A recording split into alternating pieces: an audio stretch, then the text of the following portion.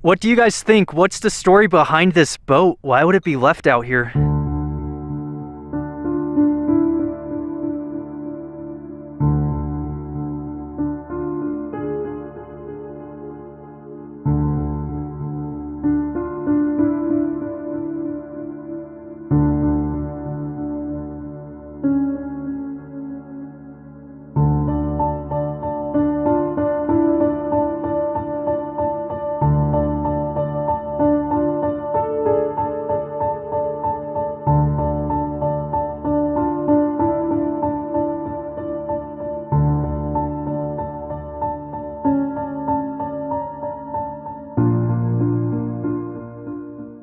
The wheel is still intact on the head frame, which the wheel is that big metal thing you see.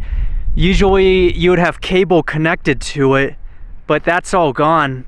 But that's the head frame, and then the assay office workshop.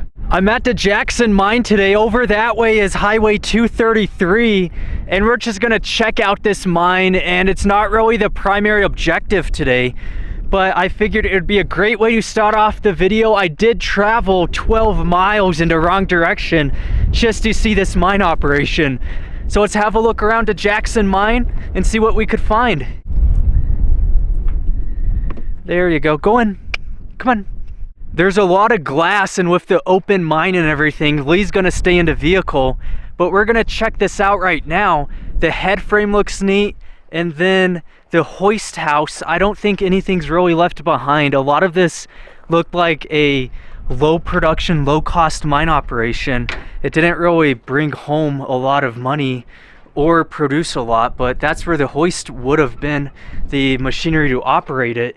And then this other room is completely collapsed in. It's all gone, but this was a workshop, and they even lived there. You could see the mattress. There's the mattress. So this one room would have been the assay office, even where the miners slept. You know, this was a tiny operation. So we're just gonna see it for a couple minutes, then head out, because there's really not much to see anyway. But yeah, let's keep looking around. I don't know what Roy Doe, that's what that says. Okay, we're gonna look at the Jackson mine itself, which has completely been dug in. Wow, that looks like it was on purpose. Now looking up at the ore chute, so it would come straight out of the mine right into a truck. No production, no mill or anything, just straight out of the mine to a truck, and that's it. You could tell this was a very small operation.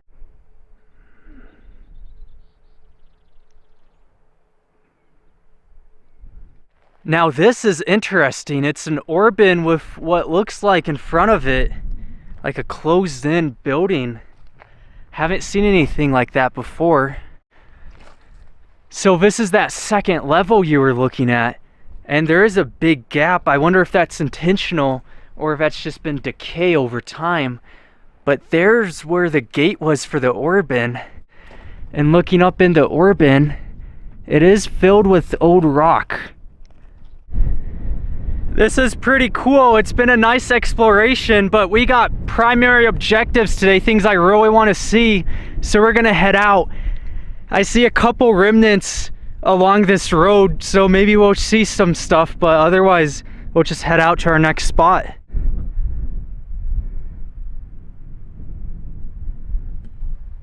This is what's below the whole operation, is these humongous waste rock piles.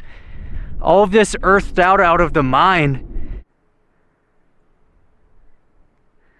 Definitely let me know. Oh, you could kind of see it sparkle on camera, just at that spot.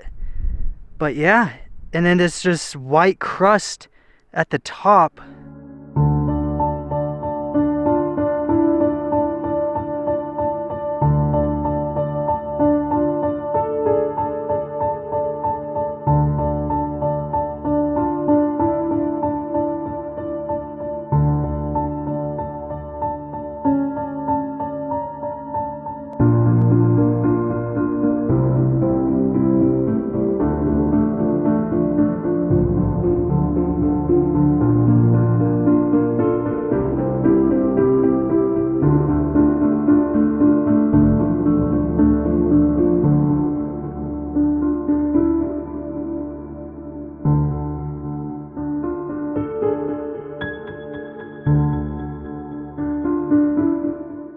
Right over there is Loray, Nevada, and we're gonna go check it out.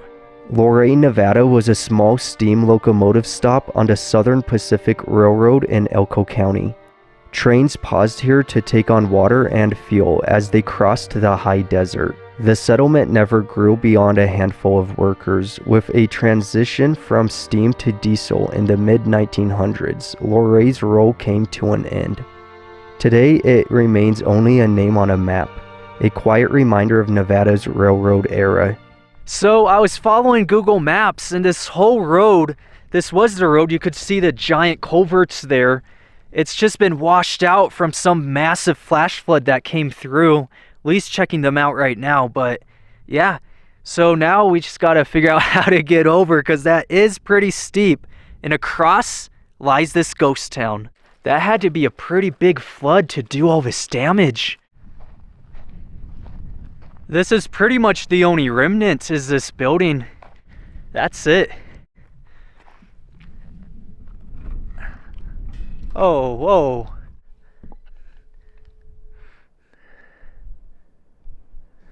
So right down this hole, this is a massive water storage, and it just takes up this whole cement pad. I was gonna fly the drone up, but there's really nothing to show. It's just this one building, all the houses and the other stuff is just gone. But this is where the town was. It would have been scattered all over this one spot. And that was for the steam locomotives. Some winch cable on the ground and corrugated metal, and that's just scattered throughout. That was part of the town. And that's the only other remnant. Not a whole lot, just a piece of wood sticking out. But this was the residential section. That was a building for the locomotives. That's why it had that water storage.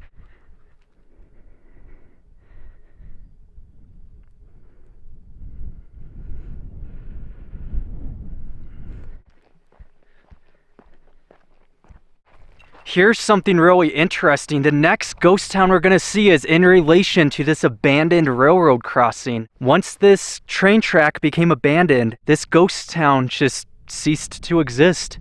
This railroad has been abandoned for so long. When you look at it, it actually embeds into the road, but it no longer goes over the road. Interestingly enough, the guardrails end at that railroad track and then continue right at the crossing. But the ghost town we're headed to is known as Cobre, and it's right up here. But right at this spot is where the railroad begins again. You could see the track going along, and we're kind of fighting for daylight right now, so I'm gonna jump back into vehicle and keep going. But there it is, and it keeps on going, and it connects to that other railroad we've seen. The other one we've seen is still active, and this connects right to it, which is really interesting.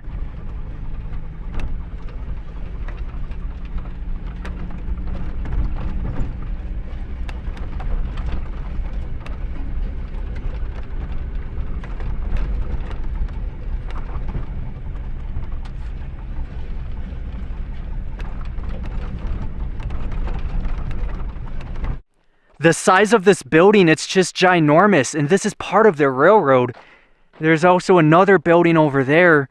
I don't know what that is. We're gonna check it out in a minute. But this one goes right over the railroad. So when we go inside, this is what it looks like. Isn't this insane looking? This part of the ties have just come right off. Okay, so maybe it's a repair place because that wall ends, which means the main railroad goes to the left of us, and this is like a maintenance or something like that. You guys let me know, I don't know. But you could see it had that ginormous door that would have been used to bring the trains in. This is just for scale to show you how massive this building is. It has a significant echo, and this is the biggest building I've ever explored pretty much, but we're gonna keep looking around and see what else we can find at this freaking amazing ghost town. Let's go.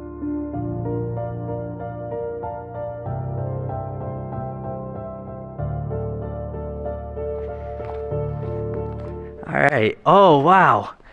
Ah, a glove. Look at that. That's cool. This is how you would have pulled the door open, is this massive chain. But, oh crap. It's still, yo. All right, let's close it back up.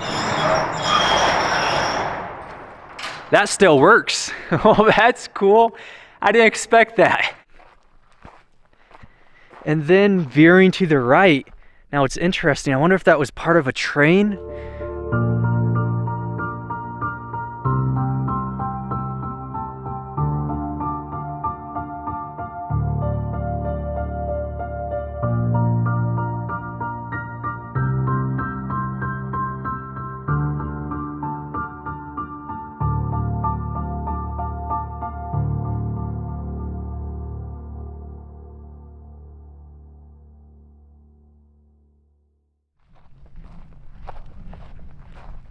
What I like about this ghost town is they didn't just demolish it the moment it was abandoned. Instead, there's still remains. Obviously, there's a lot more. There's a schoolhouse and it was a legit town, but still really cool. And now is another building. There's nothing inside of it, but what's interesting is this rail. So this rail line, it doesn't connect or anything, but it's just coming right out the building. I wonder if that was just storage or a repair shop or something. What's up with this sketching? It says 523. That's an old bike. Just part of it now. So we're gonna keep going, but I just wanted to show you where Cobre, Nevada is. All of this area, that was where the schoolyard was, and the residential section, and the stores and everything. It's been a real one. Let's keep going and keep exploring, see what else we find today. Cobre, Nevada was a small railroad town founded in 1905 as a key junction between the Nevada Northern and the Southern Pacific Railroads. At its peak, it had a hotel, school, and general store, but as railroad traffic declined, so did the town. By the 1950s, the post office closed and the town was abandoned.